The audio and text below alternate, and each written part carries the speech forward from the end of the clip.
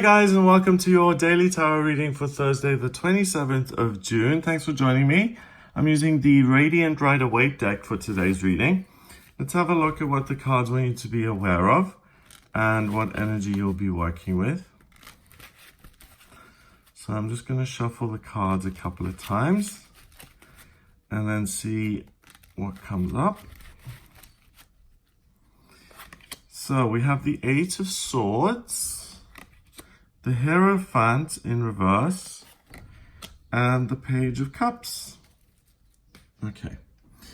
The Eight of Swords is a woman who doesn't really know what's going on. She's been blindfolded and bound, and it seems self-inflicted. It seems like she just doesn't know what to do, where to go, and her negative thoughts and the negative thoughts or messages of other people have got her into a place where she feels like the best thing to do is to do nothing.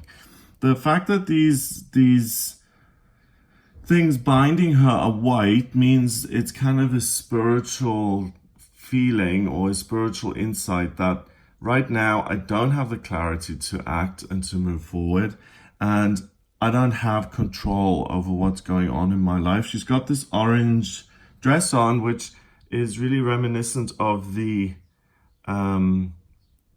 second chakra. So we've got the root chakra, then we've got the sacral chakra.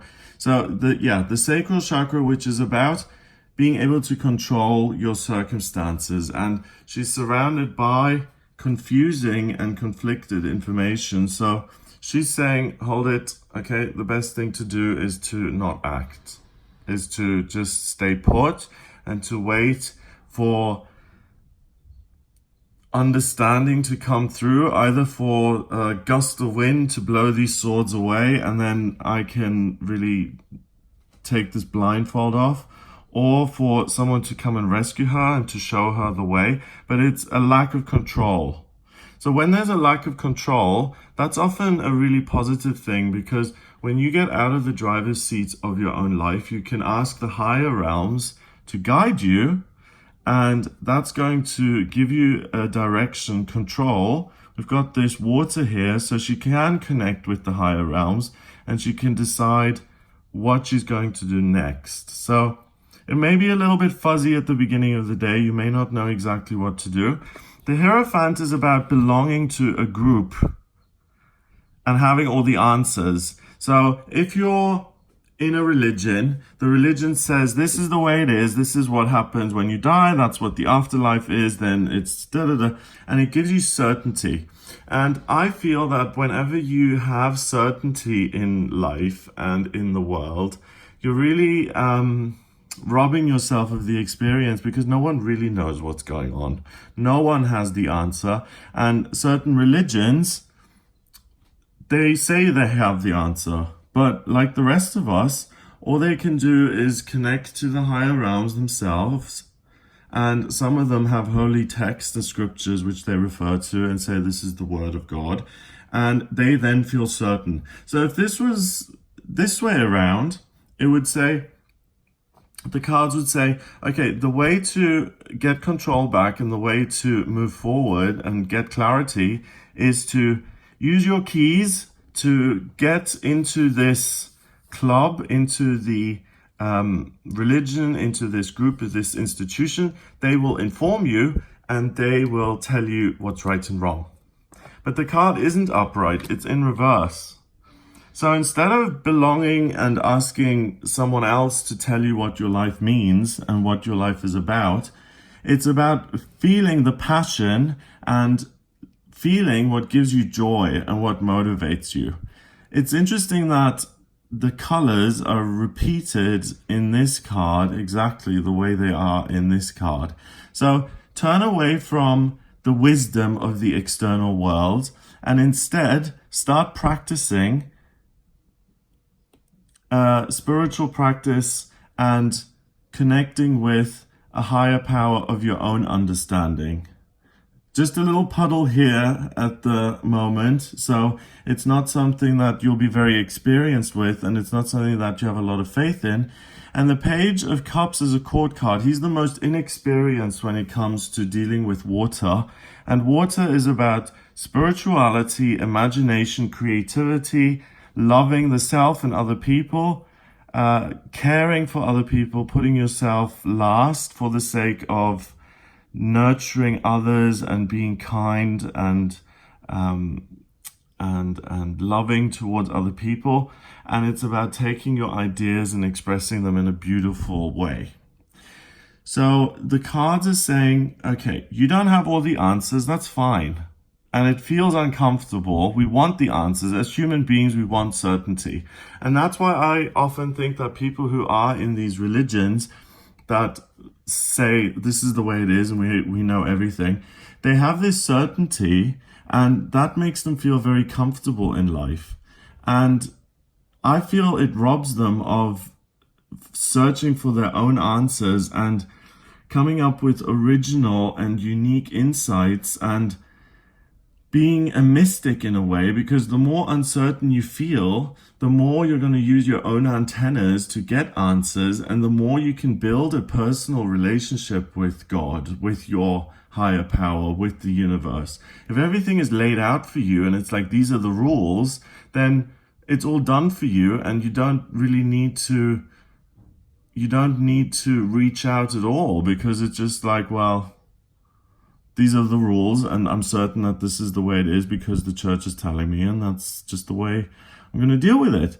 So today, if you feel uncertainty, the best thing to do is to listen to what gives you a sense of joy, what motivates you, what energizes you, and what feels uncertain and what feels unfamiliar. And connect with that. It's going to increase your levels of passion and enthusiasm and joy, but it's also going to fill you with a sense of understanding, and it's going to build a relationship between you and something higher outside yourself, which is your personal relationship. And you can call it whatever you want. You can call it a personal relationship with your true self, your higher self, your inner child, the higher power, the universe, or the dreaded G word, God. It's within you. So if you're someone who's been totally brought up in a certain religion and it doesn't help you, you feel like, geez, like this set of beliefs really just kind of keep me stuck and trapped, but I don't know any other way. This is a nice day to really leave that controlling dogma behind and to start thinking for yourself or feeling for yourself and saying, hey, universe, here I am just as a human being without any kind of preconceived notions. I'd like to have a relationship with my higher self, with the truth of who I am. I'm willing. I'm reaching out. Please help me. Please reach back out to me. And I promise you, as soon as you do that, as soon as you reach out, the universe is going to meet you, not just halfway. It's going to be thrilled. It's going to take 50 steps towards you, and it's going to give you lots of energy. And then you progress from being the Page of Cups to the Knight of Cups to the King and Queen of Cups. And it takes a little bit of practice.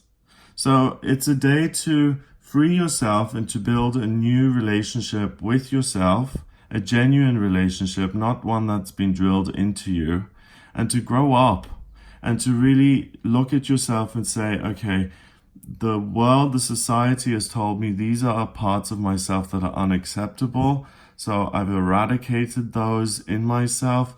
I've adapted my behavior, and I'm going to give myself a clean slate here today.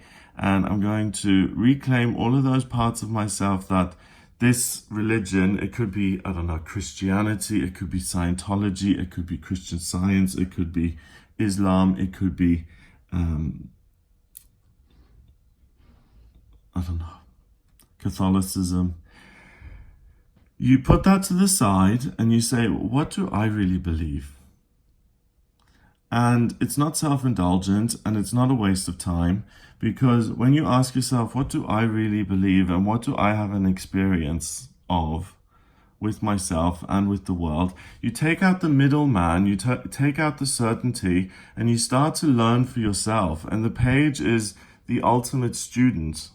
The page is the one that says, I am humbling myself. I'm willing to be taught. I'm just learning about all of this emotional higher realm stuff. I don't have all the answers, and that's okay. And a lot of us stay at the page level forever, as long as we're alive.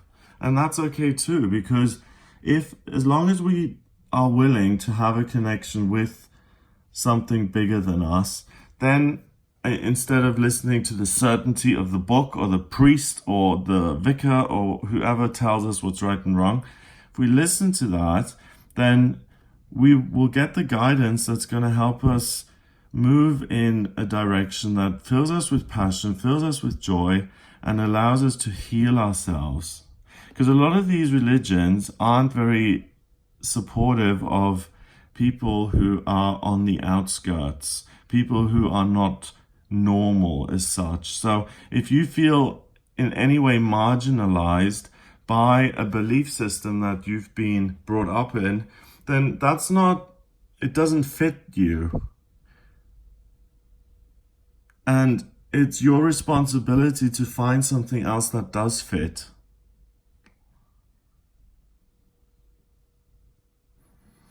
And I believe that thinking for yourself and cutting out these institutions is really hard.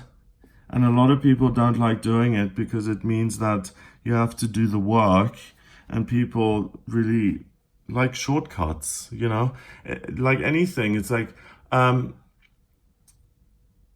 lose 30 pounds in 30 days. Like we like quick fixes. We like instant gratification. We don't like hearing, oh, you're going to be uncertain and you're going to have to meditate and try and reach out to this higher realm, and you may get answers or not. But that's the best way forward, and it's certainly much more interesting than just putting the whole thing aside and just following the rules of some sort of outdated religion. Because then you can have personal insights that are really meaningful and valuable, and then you can speak to the best part of yourself, because the universe is the best part of yourself. When someone's in a relationship and they say, oh, look, here's my better half. Your higher self is your better half. It's the half of you that has dreams that you couldn't even imagine. And when you become willing to connect with that, your life really changes, because you're not totally in control anymore, or the dogma isn't in control of you anymore. And you kind of give control away and you say, I don't have all the answers. Surprise me with what can happen. That's when you really start to live. When you're open-minded and when you admit and you humble yourself and you say, you know what, I don't know what's going on, and that's okay. 8 and 5 is 13, and 1 is 14. 1 and 4 is 5, and 5 is freedom. So you can achieve spiritual freedom here today for yourself. If you're someone who's been controlled or is being controlled, this is your day to break free and to find your own answers and to pull back the veil yourself and to speak to the man behind the curtain, so to speak. Have a wonderful day. If you would like a personal reading with me, please get in touch via my website. It's gregoryscott.com. Click on the readings tab to audio reading. I use the tarot, astrology, and numerology in my personal readings. Have a wonderful day. Get in touch if you have any questions. Like I said, it's gregoryscott.com. Click on the readings tab there to audio reading. If you like my videos, then please hit the subscribe button and share the videos. Have a lovely, lovely day, and I'll speak to you tomorrow.